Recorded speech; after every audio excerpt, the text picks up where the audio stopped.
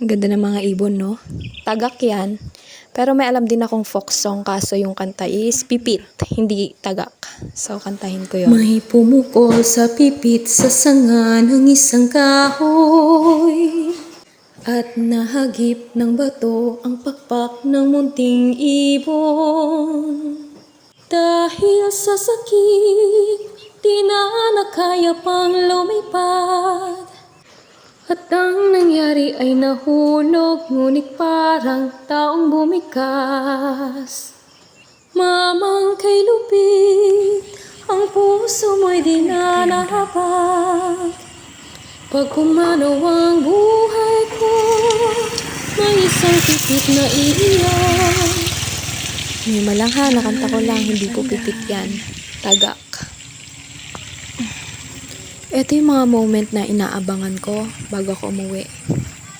Kasi ang sarap nilang panoorin na sabay-sabay silang lumilipad. Iba yung galak eh. Iba yung feeling.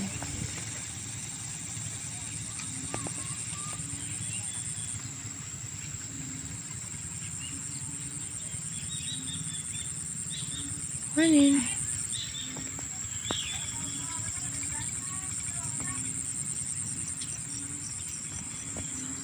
Umalis na sila.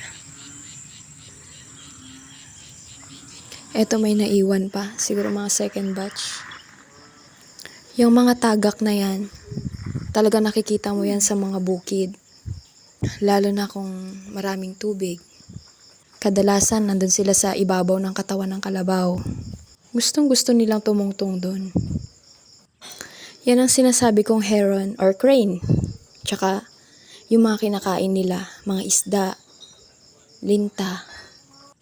Kung makikita nyo, meron silang mahabang bias, mahabang paa, tapos sobrang talim ng mga ano niya, ng mga tuka. Mahabang tuka, tsaka lightweight lang sila, kaya ang taas ng mga lipad niyan, ang tayog. Tignan mo naman kasi sobrang wide ng wings nila. Kaya malayo-layo rin siguro yung mga napapadpad nila.